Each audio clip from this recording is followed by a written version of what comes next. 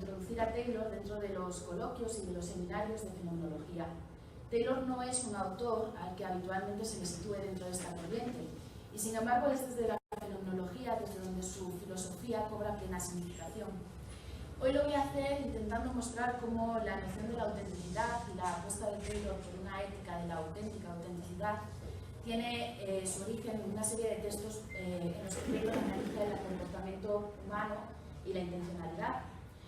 Y en segundo lugar, quiero avanzar un poco más y ofrecer algunas ideas nuevas que se pueden extraer de la filosofía de este autor y que conectan tanto con el título de este coloquio, Retos de la Fenomenología, como con el subtítulo de mi comunicación, una aproximación fenomenológica en la construcción de una ética de la humildad.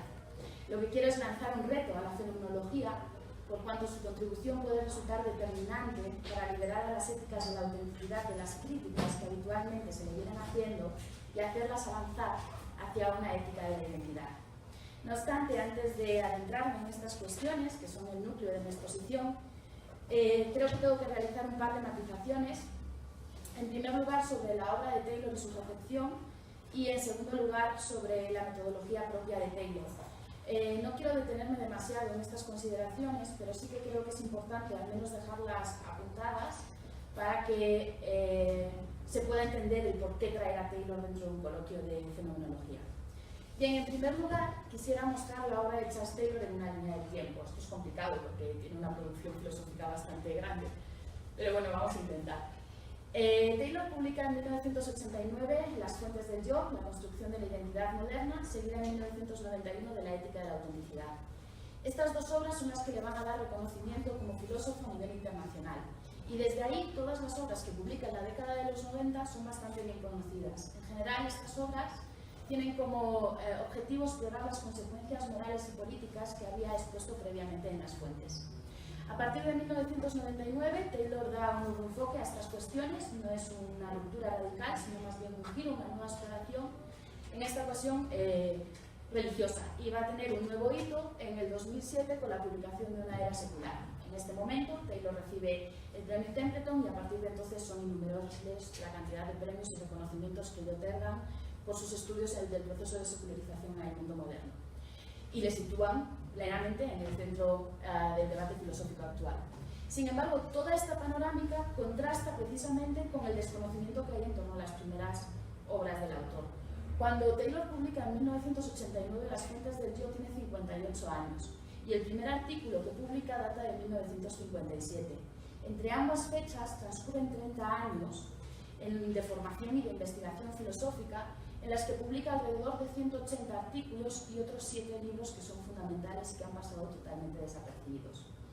Estos escritos, que difícilmente se pueden considerar textos tempranos o de juventud, son fundamentales dentro de la filosofía de Taylor, pues en ellos va a sentar las bases de lo que va a ser el proyecto filosófico que le va a ocupar toda su vida, a saber, la configuración de una antropología filosófica y el método filosófico que regirá su propio pensamiento, el método de la investigación trascendental.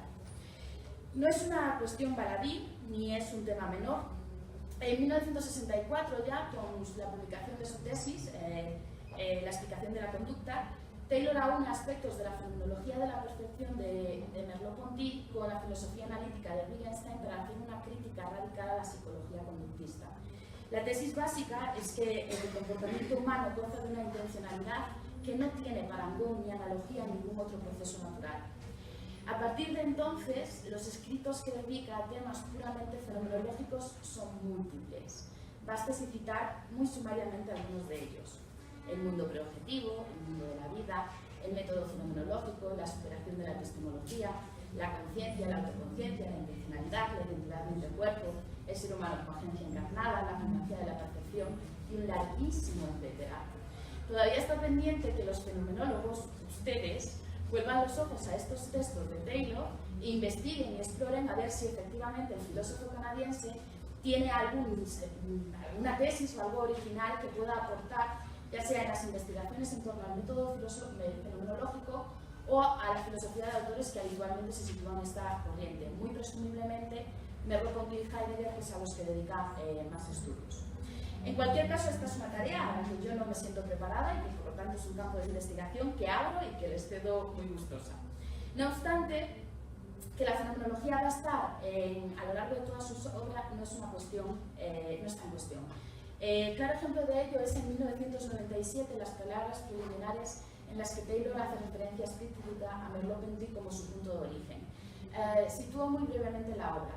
En 1997 se publica La libertad de los modernos. Esta es una edición francesa, es una recopilación de artículos realizada por Philippe Delara, que Taylor avala con unas palabras preliminares. En esas palabras, él dice que esos artículos que vienen de los Philosophical Papers de 1985, pues que esos artículos son sus orígenes, es el inicio de su pensamiento, e incluso se alegra porque es devolver al idioma original un pensamiento, es devolver su pensamiento al idioma original, al francés.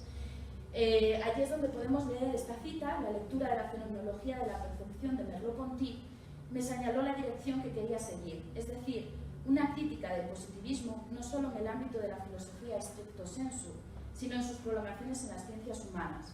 Una crítica que, a la vez que abordaba las raíces epistemológicas de la filosofía moderna, conducía a la definición de una nueva antropología. La predicción por la descripción fenomenológica nunca ha sido abandonada por Taylor. En el 2002, con motivo de una revisión de la obra de William James, podemos leer: por lo que se refiere al hecho de que James sea habitualmente ignorado por los filósofos académicos contemporáneos, con algunas honorables excepciones, puede no ser más que una muestra de que, por desgracia, la amplitud de miras y el talento para la descripción fenomenológica no son cualidades a las que dé demasiado juego la disciplina en la actualidad. Tampoco va a ser casual que el último libro publicado por Taylor el año pasado, en el 2016, El animal del lenguaje, recupere tesis expuestas en sus primeras obras. Muy importante, en 1985, los Philosophical Papers. Estos libros ni siquiera han sido traducidos al castellano. Son los grandes desconocidos de Taylor. Bien, pues en el 2016 recupera la definición que da del ser humano como un animal que se autointerpreta y devuelve el foco de atención al lenguaje, porque para él el lenguaje no solo se dedica a describir o a denotar, sino que es el que constituye el significado y da forma a la experiencia humana.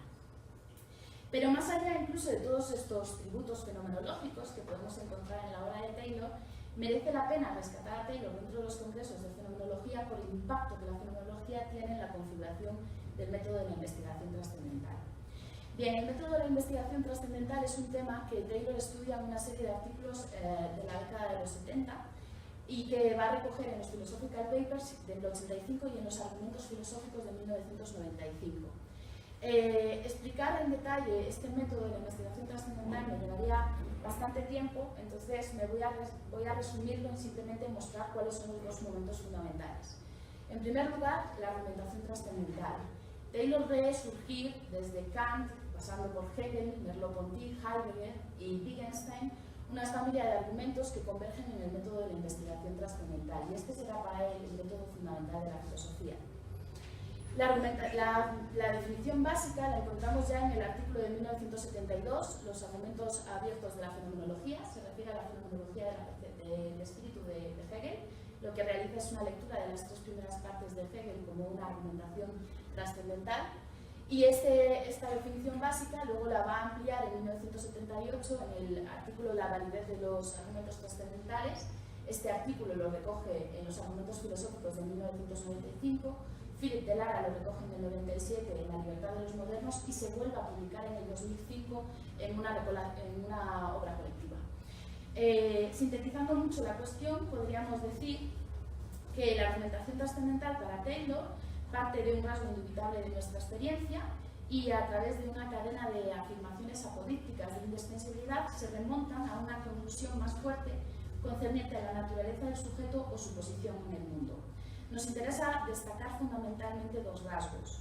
En primer lugar, el argumento parte de un hecho de la experiencia, pero todas las afirmaciones son apodícticas, son evidentes en sí.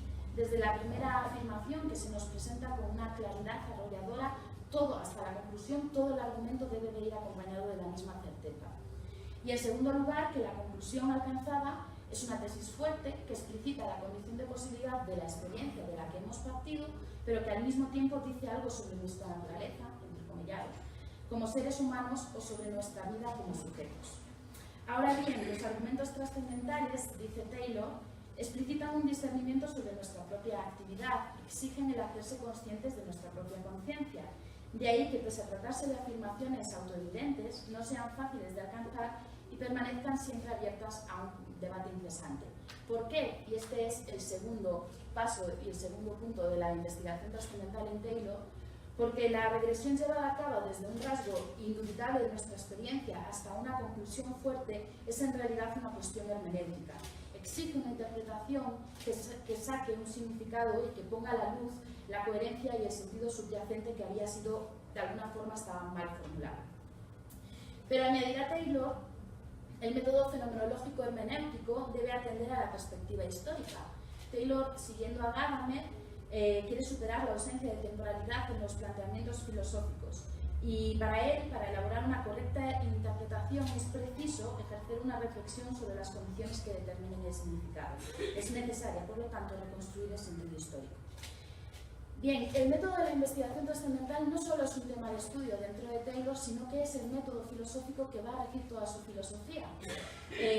Taylor va a seguir la argumentación trascendental en la búsqueda de aquellas condiciones de posibilidad del sentir, pensar y existir humanos.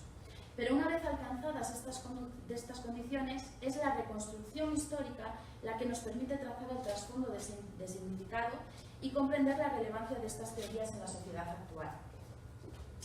Ignorar este trasfondo fenomenológico hermenéutico, así como la función que cumple la reconstrucción histórico-hermenéutica, puede llevar, y voy a decirlo todavía mucho más claro, ha llevado a una deficiente comprensión del pensamiento de Taylor y al ensombrecimiento de las ideas más originales y audaces que nos aporta su filosofía. Por ello, la obra de Taylor debería ser analizada a la luz de esta investigación trascendental y siendo capaces de diferenciar en todo momento estos dos pasos, estos dos momentos.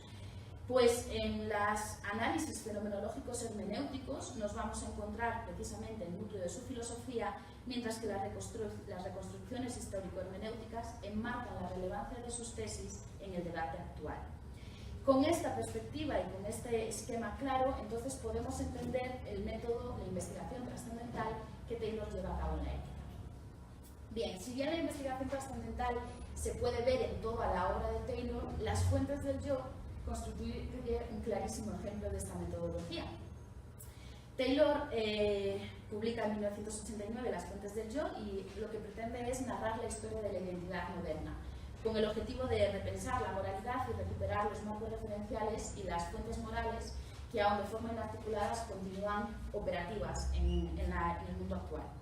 Solo a partir de la reconstrucción histórica podemos aprender la complejidad del panorama filosófico moral en la actualidad. Pero esta tarea se culmina en la ética de la autenticidad. Con razón, la ética de la autenticidad se suele presentar como el epílogo de las fuentes del yo. La continuidad entre ambas obras se ve mucho más claramente si recuperamos el título original con el que se publicó la ética de la autenticidad, que es El malestar de la modernidad. Bien, es necesario comprender el conjunto de estas dos obras como la investigación trascendental que Taylor lleva a cabo en el ámbito de la ética. Taylor dedica la primera parte de las fuentes del yo, la identidad y el bien, a explicar la relación entre el yo y la moral sobre la base de una ética orientada por bienes. Y es aquí justamente donde se encuentra la argumentación trascendental. Taylor va a partir de un hecho básico de nuestra actividad y de nuestra experiencia, y es que realizamos distinciones cualitativas acerca de lo bueno y lo malo, lo justo y lo injusto, lo correcto y lo incorrecto, y a partir de esta experiencia va a hacer una argumentación trascendental que se va a remontar a la conclusión fuerte de que el ser humano es un evaluador fuerte. Esta es la condición ético-antropológica desde la que parte las fuentes del yo, y que hoy voy a intentar vincular a toda una serie de textos previos en los que Taylor analiza la conducta humana y la intencionalidad. Por hacerlo totalmente explícito y no demorar más la tesis básica que hoy pretendo defender, podríamos decir que la estructura intencional del ser humano es la condición de posibilidad de nuestro ser como evaluadores fuertes, y a su vez esta es la condición de posibilidad de nuestro orientarnos en el espacio moral.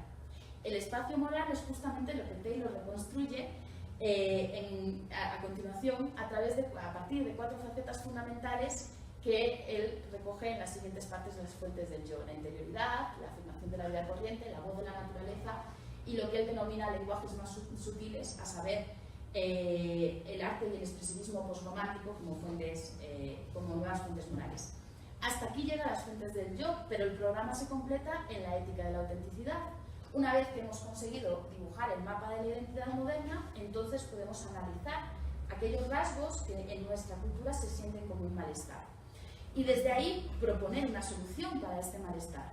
Y en este punto Taylor va a realizar una nueva reconstrucción histórica que abarca el ideal de la autenticidad para analizar las formas pervertidas del ideal y finalmente recuperar el ideal de la auténtica autenticidad y descargar sobre él toda su fuerza moral. En último término, nos hemos quedado... Bueno, sigo entonces. En último término, la ética de la autenticidad, la ética de la auténtica autenticidad, es una solución práctica para superar el malestar provocado por la cultura moderna.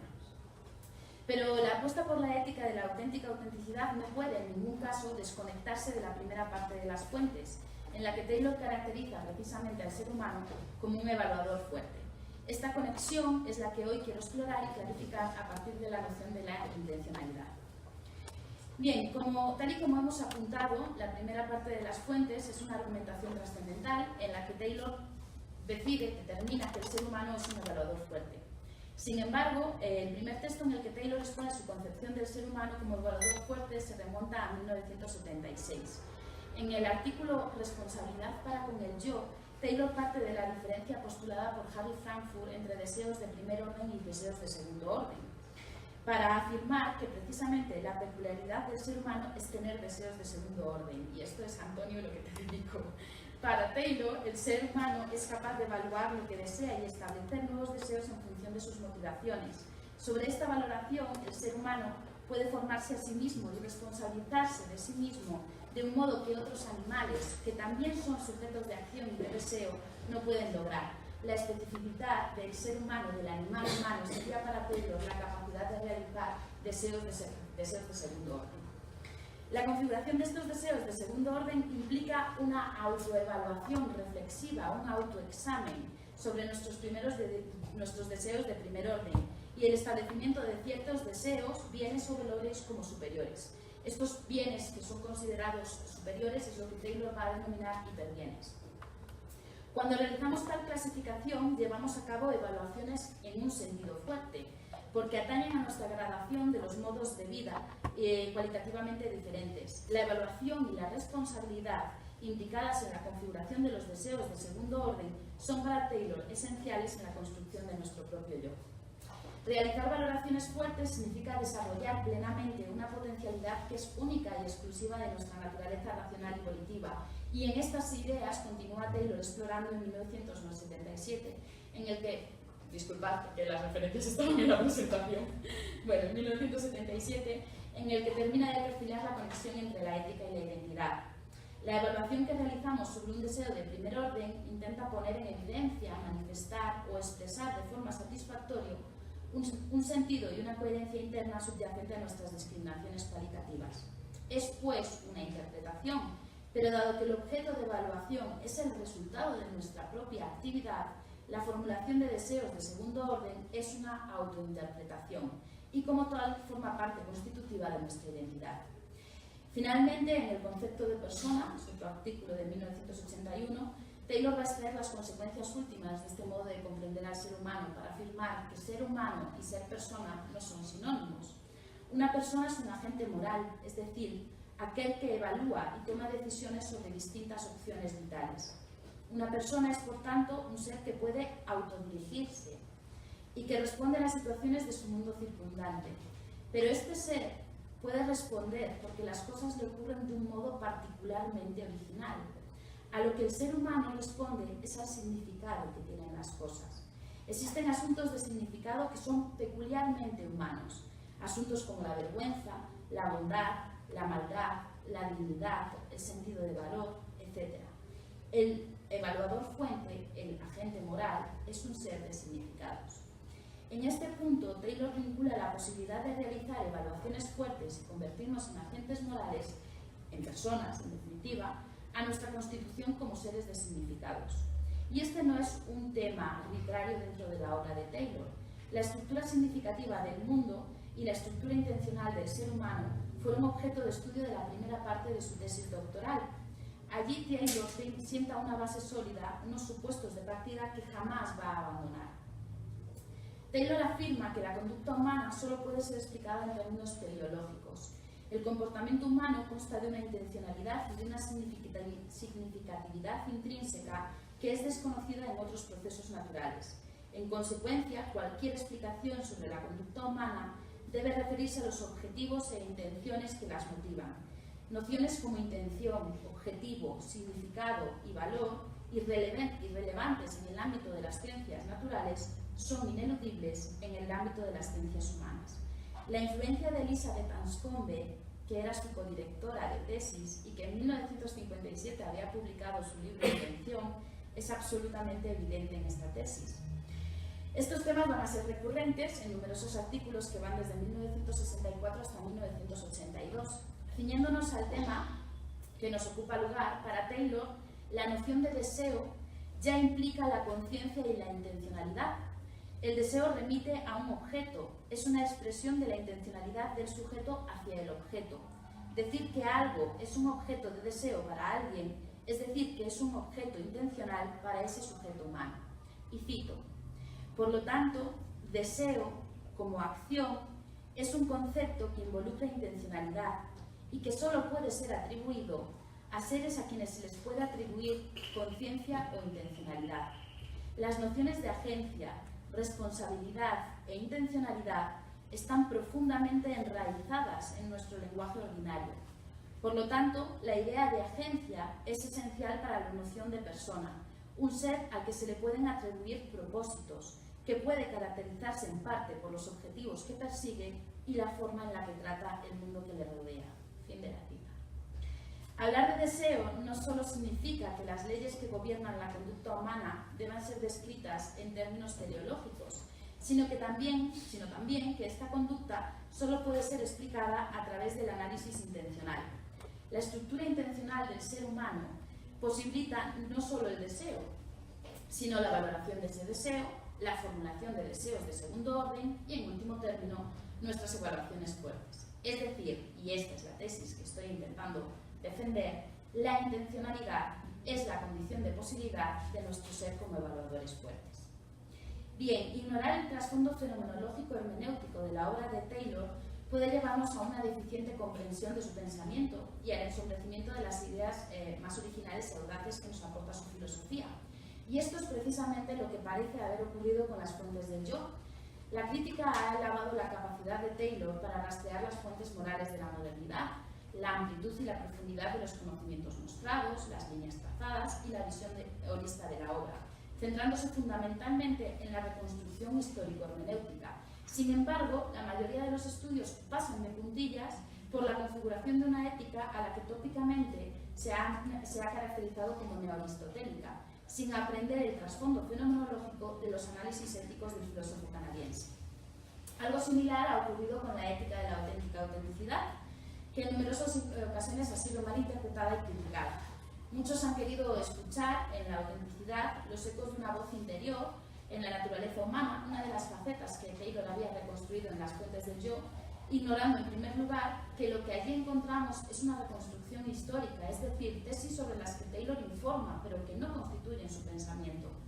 Y en segundo lugar, que el ideal de la autenticidad, heredero del expresivismo romántico, es criticado por Taylor como una de las formas pervertidas del ideal de la autenticidad. Pero si dejamos a un lado toda la reconstrucción histórica y nos centramos en los análisis trascendentales, entonces podemos preguntarnos en qué consiste la autenticidad. Bien, pues la autenticidad es una exigencia, es una llamada, es un compromiso que puede resumirse en la máxima de Píndaro: llega a ser el que eres. Pero esta máxima debe interpretarse adecuadamente. El que eres, qué soy. Si centramos la atención en este punto, podemos comprobar cómo las líneas de argumentación se invierten para retornar al análisis ético-antropológico de la primera parte de las fuentes. Lo que yo soy es un evaluador fuerte, un ser capaz de tener deseos de segundo orden. Esta es la verdadera autenticidad. Lo que Taylor reclama es el hacernos conscientes y desarrollar una capacidad exclusivamente humana. Esta capacidad no es otra que la autoevaluación reflexiva. El evaluador fuerte debe reflexionar, sobre sus deseos de primer orden, comprobar la dirección de su intencionalidad o, si lo preferimos, los objetos intencionales, los bienes y valores hacia los que nos hemos orientado en el espacio moral. Este es el lenguaje que Taylor ha empleado en las fuentes del yo. La descripción ética llevada a cabo en la primera parte de las fuentes es una descripción puramente fenomenológica. La autenticidad no puede desvincularse de esta descripción fenomenológica, que a su vez debe de los análisis que durante años Taylor ha realizado sobre el comportamiento y la conducta humana. Y podríamos concluir, si la condición de posibilidad de nuestro ser como evaluadores fuertes es la intencionalidad, la llamada a la autenticidad puede reinterpretarse como la necesidad de descubrir, examinar y valorar la dirección que ha tomado nuestra intencionalidad. Bien, ¿y qué puede aportar la fenomenología a esta investigación en la actualidad? Pues en primer lugar, reinterpretar la autenticidad a la luz de los ensayos sobre el evaluador fuerte y la intencionalidad nos permite superar las críticas que penden sobre la ética de la autenticidad. Es cierto que Taylor tiene una especial simpatía y utiliza expresiones románticas como la voz de la naturaleza interior o un ser esencial, pero en el transcurso de sus análisis estas nociones han cambiado de significado. La autenticidad, la exigencia de ser fiel a uno mismo, no se refiere a una esencia propia que el ser humano deba desarrollar, sino más bien a una capacidad propia del ser humano, a su modo de ser como evaluador fuerte, que, como hemos visto, a su vez, remite a la estructura intencional del ser humano. En segundo lugar, el método fenomenológico nos puede ofrecer un esquema para la revisión de la dirección que ha tomado nuestra intencionalidad. La reconstrucción histórica llevada a cabo en las fuentes tiene por objetivo mostrar los marcos referenciales dentro de los que nos movemos, los bienes y valores que la modernidad ha determinado como fundamentales. La cultura, la sociedad, la educación nos llevan a asumir ciertos bienes y valores de forma acrítica. A ellos nos dirigimos, con ellos nos comprometemos de una forma natural. Revisar la dirección que ha tomado nuestra intencionalidad significa superar una pretendida actitud natural respecto a estos valores, hacer epoge de los bienes y valores que hemos asumido para descubrir cuáles son los verdaderos hiperbienes que atañen a nuestra propia identidad. En tercer lugar, solo cuando hemos descubierto cuáles son nuestros hiperbienes podremos dirigirnos, reconducirnos plena, consciente e intencionalmente hacia los mismos. Solo tras el examen de los bienes y valores que nos rodean y la determinación de nuestros hiperbienes podremos comprometernos verdaderamente con ellos, responsabilizarnos de nosotros mismos. La autenticidad significa buscar aquellos bienes que me definen y asumir una serie de compromisos. Significa realizarme plenamente como persona, ser un agente moral, formar mi carácter, lograr mi identidad.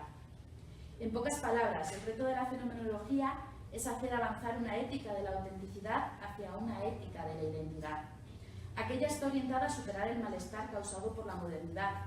A juicio de Taylor, el individualismo que provoca la pérdida del sentido de la vida humana, la primacía de la razón instrumental que amenaza con el eclipse de los fines y la fragmentación y la atomización de la sociedad.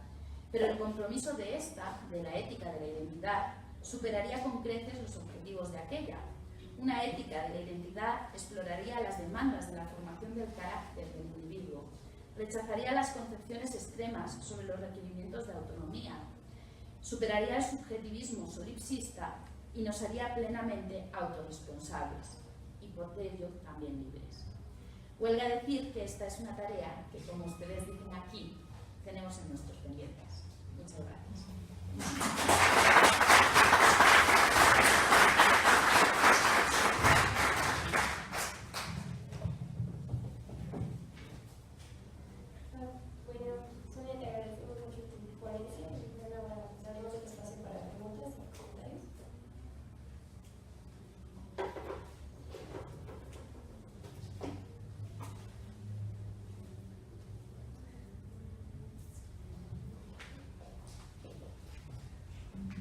Gracias, muchas gracias por la información, muy interesante.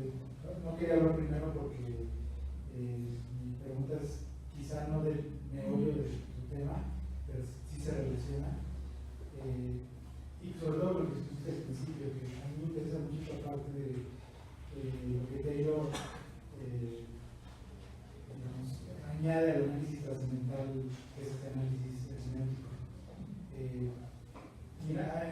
presentación hablas un poco al respecto, pero no sé si quiero profundizar un poco más sobre por qué es importante para Taylor añadir este análisis hermenéutico al análisis trascendental y si se relaciona con su concepción de lenguaje o con su concepción de lenguaje.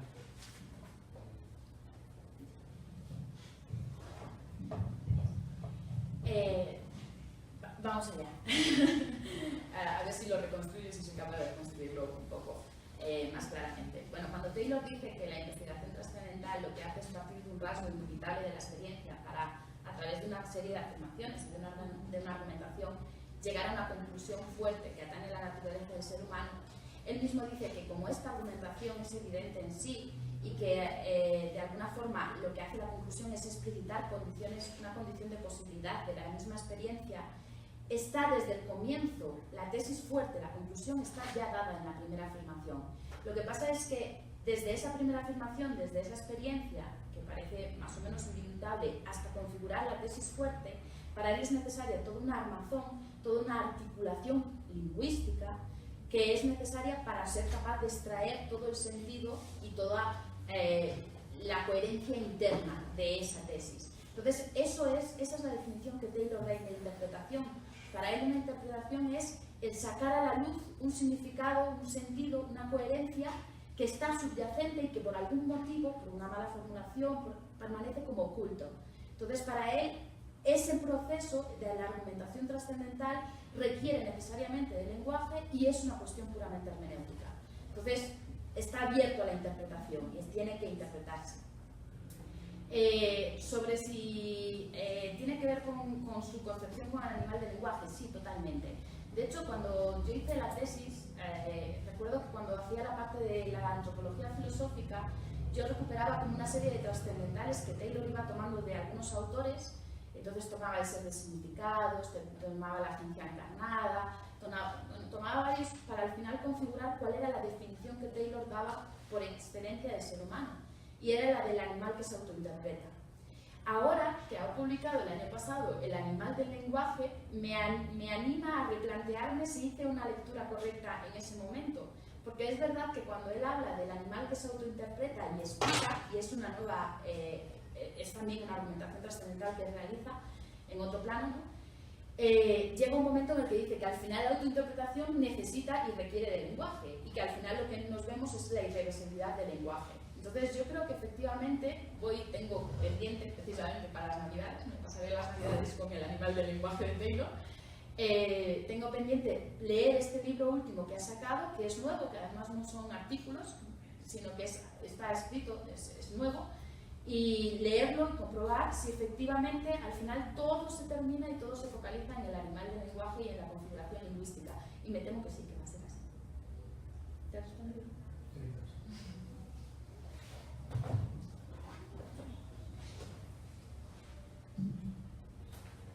Muchísimas gracias, Sonia, por tu didáctica, entre otras cosas. Eso yo lo agradezco muchísimo. Y también por introducir a Taylor en un coloquio de fenomenología, porque ciertamente creo que es un autor que tiene mucho que aportar.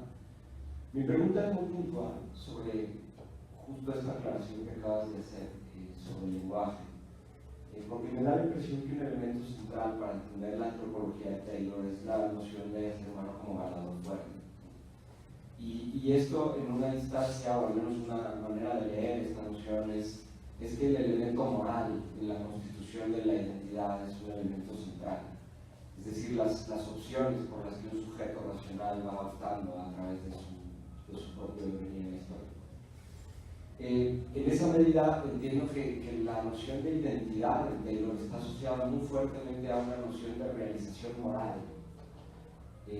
Y entiendo que esta realización moral ha de hacerse sobre todo a través del lenguaje y a través de la experiencia lingüística que el sujeto hace cuando se interpreta. Mi pregunta es si tú crees que puede hablarse en Taylor de una noción ayer de lo moral sobre la identidad de la persona. Es decir, si hay algo que sea no necesariamente moral, pero que me dote de una identidad. Porque creo que a veces Taylor puede estar dando demasiado peso a eso y dejando quizá otras instancias fuera, pero no lo sé, es una pregunta. No lo deja Taylor, lo he dejado yo y a propósito. Taylor no lo deja para nada, de hecho estás totalmente acertado en la apreciación. Yo lo que hice y la forma en la que yo leo la obra de Taylor escribe tantísimo y es tan ecléctico y va y viene en los mismos temas, y a mí al principio me costaba muchísimo encontrarle un sentido y una coherencia a toda su obra, precisamente, hasta que finalmente lo vi y conseguí armarlo. Entonces Taylor empieza en 1985 diciendo que él todo lo que hace es antropología filosófica, todo. Y cuando en 1985 dice esto, él ya ha escrito de política, ya ha escrito de religión, ya ha escrito de ética, ya ha escrito de todo la vida y por haber. Entonces yo lo que hago es diferenciar y de alguna forma sistematizar su pensamiento para comprender cuáles son las condiciones que él establece. Él dice que busca las condiciones invariables de la rica variabilidad humana. Es una expresión preciosa para hablar precisamente de los trascendentales del ser humano. Entonces yo lo que hago es sistematizar y decir, bueno, en ética es este, en política es este, en religión es este. Parte todo de una antropología filosófica, pero atañe más. Por supuesto, en ética el lenguaje y la comunidad lingüística son fundamentales, porque de hecho cuando él hace toda la reconstrucción en las fuentes del yo y llega a la ética de la autenticidad y hace el análisis de las formas pervertidas de la autenticidad, él dice es que hay tres horizontes ineludibles y en la autenticidad no se puede realizar al margen de estos horizontes. Esos horizontes son, el primero, el lenguaje, y el segundo, la comunidad lingüística. Y de ahí se abre no solo a la identidad, no es solo esa ética de la identidad o esa ética que atañe a nivel puramente individual, sino que se abre a la comunidad, se abre a la configuración de la identidad a través del otro y empieza el discurso en lo que podríamos llamar una filosofía moral normativa, ¿vale? Y por supuesto ya abre el camino a la política. ¿Hay más elementos aparte de la moral que confieran identidad? Sí, y en Taylor además son muy claros y muy evidentes. Es verdad que él empieza y a mí me gusta mucho ese avance, ¿no? Que esa exploración empieza justamente por la ética, pero después se abre a la política, y en esa abrirse la política es la comunidad, y la comunidad confiere identidad. Y luego en la última exploración, en la última navegación que hace Taylor, pues se abre a la religión, y Taylor ahí muestra su condición como creyente y se abre a la creencia en la trascendencia. Entonces la religión, pero se puede también separar dentro de la religión y de los análisis que realiza sobre filosofía de la religión, se puede separar también esa reconstrucción histórica y lo que sería la investigación trascendental, ¿no? Y la búsqueda del trascendental humano. Entonces Taylor lo que va a decir es que en ese punto el ser humano y el evaluador fuerte se convierte en un ser espiritual. Somos seres espirituales porque tendemos a creer en que ya es cosa nuestra, en la trascendencia, en la inmanencia, pero realmente somos seres espirituales. Entonces esa espiritualidad y la cosmovisión espiritual, que puede ser religiosa o no religiosa, es también uno de los ítems que confieren identidad.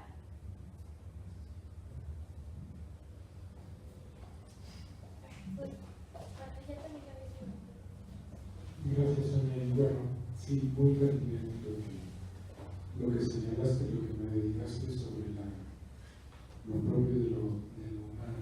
Pero no me voy a referir precisamente a eso. Nos lanzas el reto a nosotros de tratar de entender, de tratar de averiguar hasta qué punto, en qué medida esto que hace Taylor se puede entender fenomenológicamente, a nivel de la fenomenología, o se pasa por luchar por la fenomenología.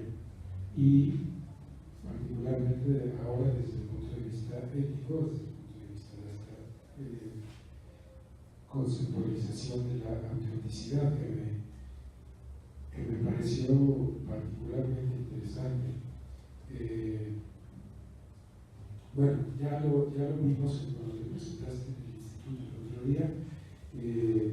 Te doy ahora más o menos la misma respuesta. Yo veo que en efecto en el ejercicio, en la manera como practica sus investigaciones Taylor, parece haber realmente muchos elementos rescatables fenomenológicamente, compatibles con la fenomenología, por lo menos coherentes parece echar mano de herramientas realmente fenomenológicas, hablando de intencionalidad, etcétera, etcétera. Y particularmente la cuestión esta de la ética, me parece que, aunque bueno, no es conjunto con el único con el que puede, digamos, coincidir en este tipo de temáticas, como señalaba Luis Ignacio en otra sesión, pues Husserl mismo viene coincidiendo en estas temáticas con mucha gente y empezando por Aristóteles.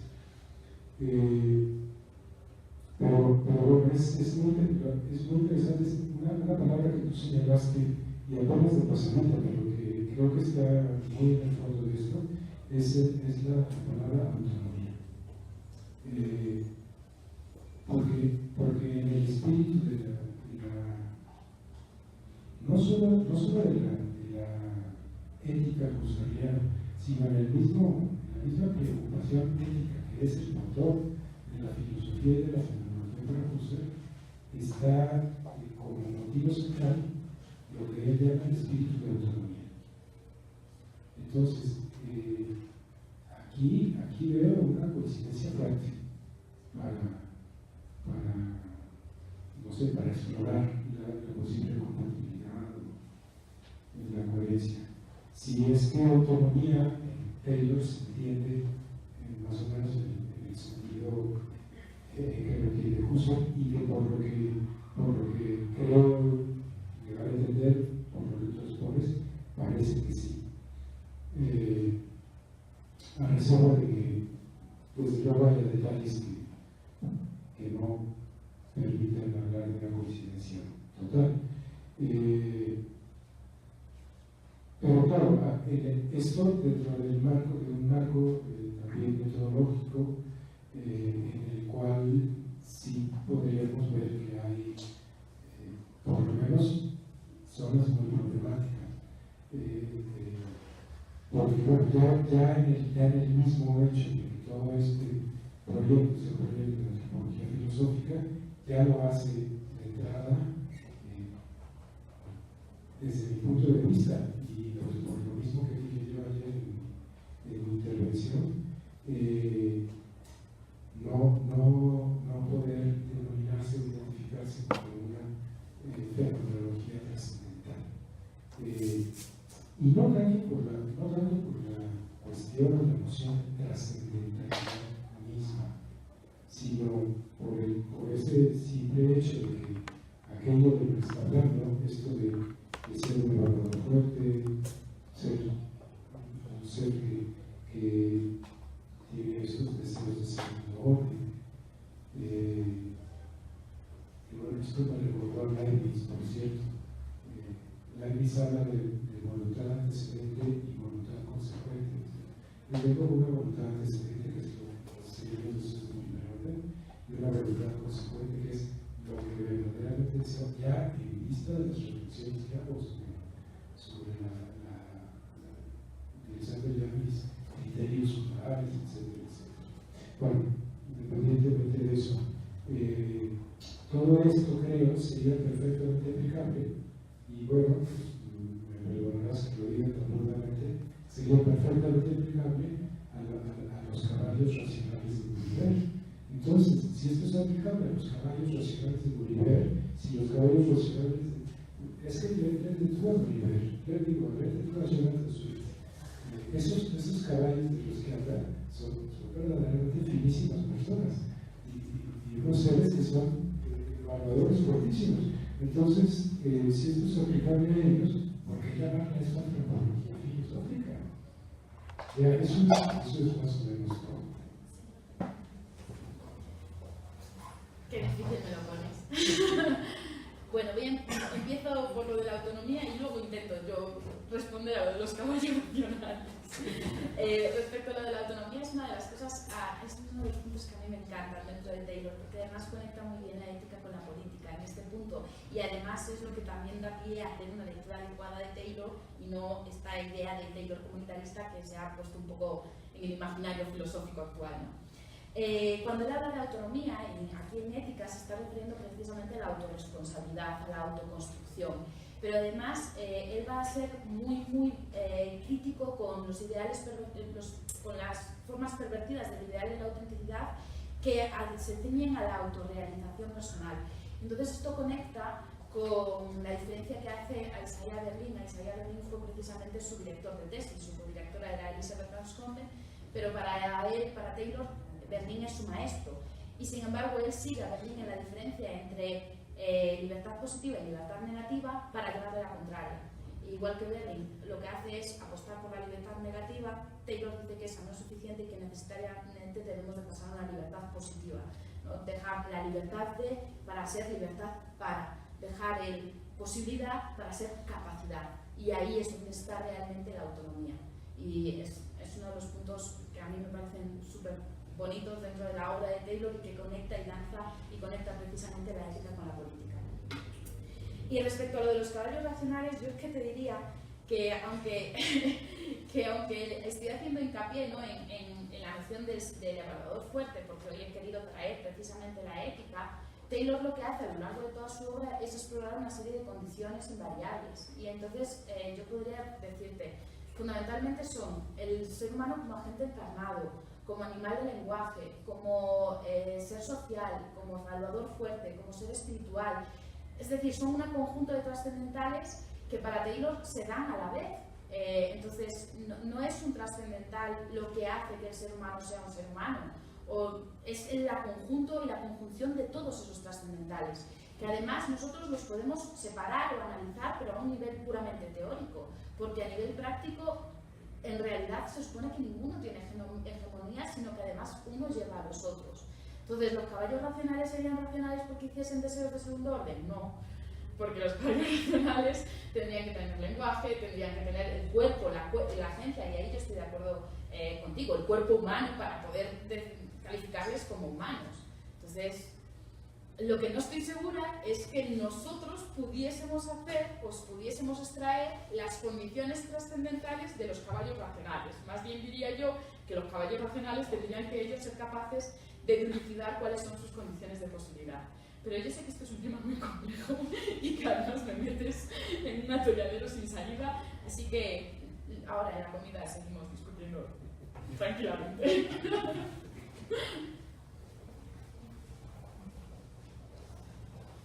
Bueno, también muchas gracias, Sonia, por tu presentación. Realmente es una invitación para conocer más a Taylor. Debo decir con mucha verdad que para mí Taylor era un comentarista de ciertas obras, ¿no? Y no tenía sospecha de que era un pensador sistemático, pues más o menos en los términos que lo han planteado, ¿no?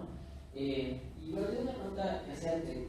Debo confesar que yo soy un fanático del método y también un poquito en ese sentido quisiera plantear una pregunta.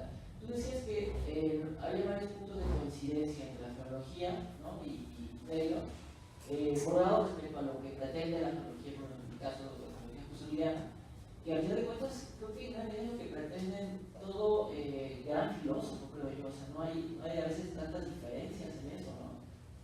A veces también lo que quizás las diferencias más importantes son en el modo en que se plantea desarrollar eso. Es lo que me interesa preguntarte. Tú decías que Taylor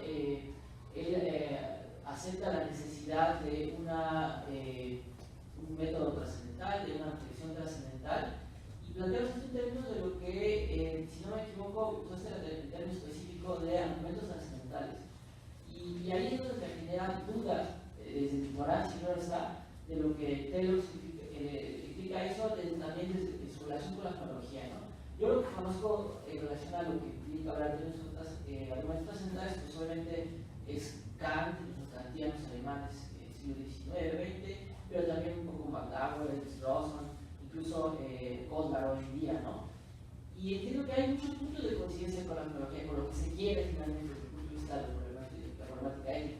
Pero también hay diferencias importantes, ¿no? Porque el método trascendental argumentativo es muy distinto al método trascendental fenomenológico, ¿no?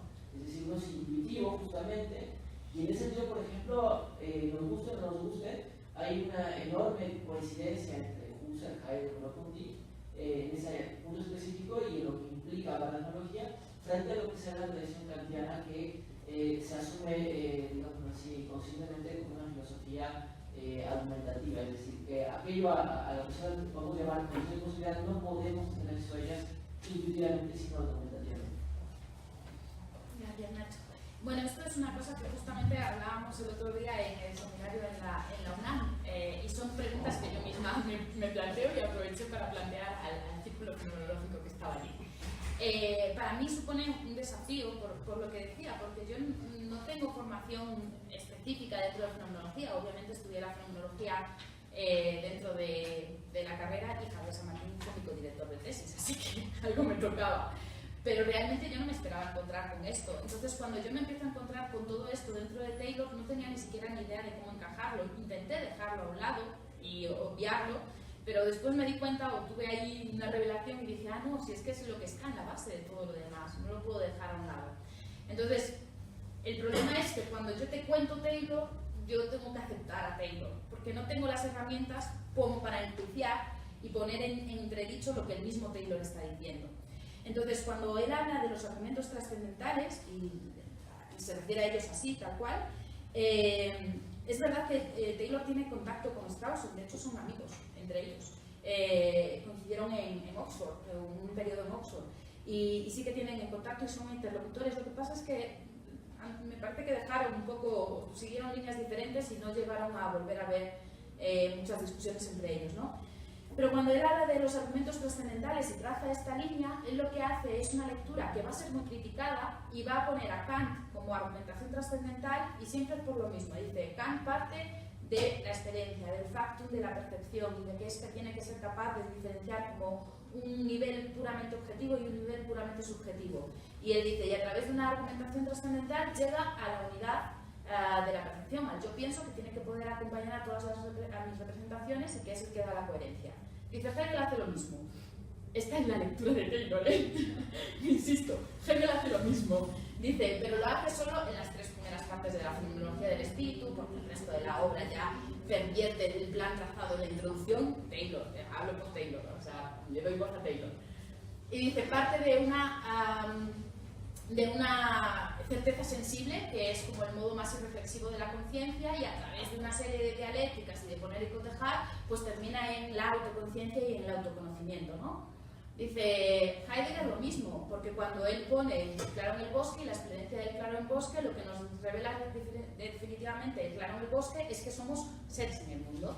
Merleau-Ponty lo mismo, parte del hecho de la percepción, y al final llega a que somos seres encarnados y que es siempre la percepción de un sujeto encarnado. Y Wittgenstein igual, porque parte del hecho del referir y del denotar del lenguaje, para terminar diciendo que somos animales del lenguaje, porque ya en el mismo referir hay toda una serie de juegos de lenguajes y de articulaciones prelingüísticas que tienes que haber tenido. Entonces, ese es el esquema que él hace para unir a estos autores, y es criticado, porque, por ejemplo, pues hay quien critica que ponga a Hegel en la misma línea que Kant. Entonces, él es muy criticado, es una interpretación que realiza que es criticada. Es verdad que cuando empecé con todo esto, la argumentación trascendental era el punto en el que yo veía más conexión con la fenomenología, porque además él, en 1962, o sea, siendo súper joven, ¿vale?, realiza una reseña del movimiento fenomenológico de echarme una mano, decir el nombre, que yo soy... Él hace una reseña del movimiento fenomenológico, y en esa reseña él dice que el punto, creo que era el 3 y el 4, lo digo de memoria y ya no recuerdo, que es precisamente la intuición, o sea, la investigación de las esencias y las relaciones entre las esencias. Él dice que ese no es el método de la fenomenología, ese es el método propio de la filosofía. Entonces, a mí me hace mucha gracia, porque yo no estoy segura de si ese es el método propio de la filosofía, o es que Taylor solo entiende como método propio de la filosofía uno que tiene raigambre fenomenológica. Entonces, es verdad que, por ejemplo, ayer le preguntaban al compañero de Colombia qué entendía Heidegger por fenomenología, y decía, con mucha dificultad, pues yo creo que entiende lo mismo que por filosofía. Entonces, yo creo que también hay esta identidad dentro de Taylor. Lo que pasa es que sí que es cierto, y a raíz del seminario que tuvimos el lunes en México, sí que es cierto que hay un punto en el que Taylor yo creo que se aleja totalmente, y que creo que sí que es básico para la fenomenología trascendental, que es esa unidad, ese yo trascendental, esa subjetividad, que Taylor está siempre ahí, pero no llega en ningún momento, yo no lo he encontrado en ningún momento que lo llegue a formular. Entonces yo no estoy segura de si realmente se puede hablar de fenomenología en Taylor o más bien de una cierta simpatía o una empatía. Ya visteis las referencias que él mismo hace hacia la fenomenología y la descripción fenomenológica. Lo que sí que es cierto, y acabo porque ya sé que nos estamos yendo de hora, es que para mí fue una experiencia absolutamente traumática, pero traumática. Recién llegada a Canadá y haciendo recopilación precisamente de toda la obra de Taylor, me encontré con, decía, en 1957 su primer artículo. Bien, pues este es del 58. En el 1958 Taylor escribe un artículo que se llama El mundo preobjetivo. Y durante 18 páginas está explicando a Merleau-Ponty, y te lo crees, para en las 2 últimas páginas destrozar la noción del mundo preobjetivo de una forma que yo todavía no logro entender.